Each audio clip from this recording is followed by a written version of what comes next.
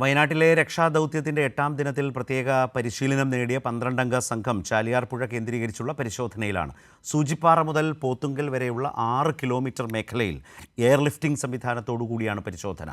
ദൗത്യമേഖല ദുർഘടം നിറഞ്ഞതാണെങ്കിലും സാധ്യമായ എല്ലാ സംവിധാനത്തോടും കൂടി രക്ഷാദൗത്യം തുടരുമെന്ന് ADGP അജിത് കുമാർ കൈരളി ന്യൂസിനോട് പറഞ്ഞു.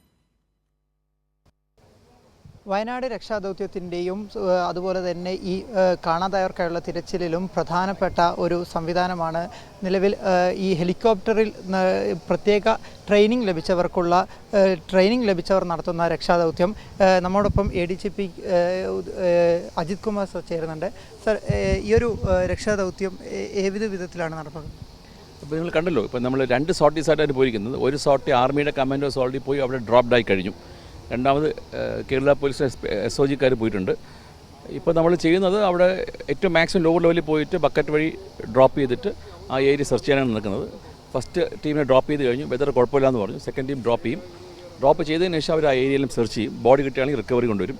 അതല്ല ക്ലൈമറ്റ് മോശമാവുകയാണ്, ചോപ്പറിനോട് എത്താൻ പറ്റില്ലെന്നുണ്ടെങ്കിൽ അവർക്കറിയാം, അവർ ബൈ ലാൻഡ് വഴി റോഡിലെത്താൻ നോക്കും.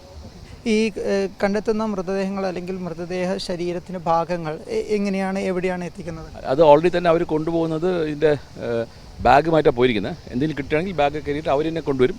ഇവിടെ എത്തിയതിനു ശേഷം കൊണ്ടുപോകും.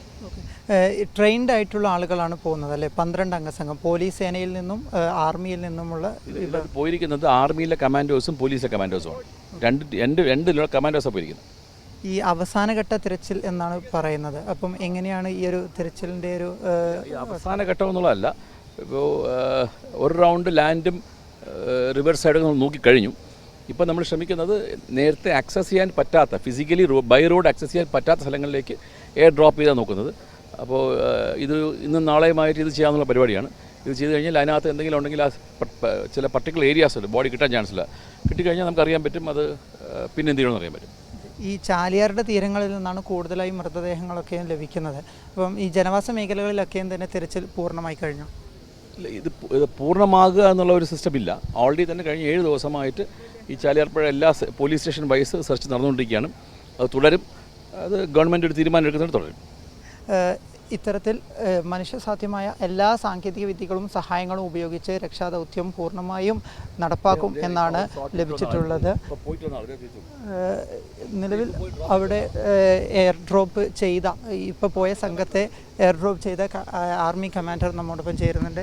സർ, അവിടുത്തെ കാലാവസ്ഥ, climate, house climate was fine, comfortable for this kind of operation. Is there any problem to rescue? No, we are trained for such specialist tasks, so the troops were as per the training which they have received, they were dismounted and there were no issues which were faced.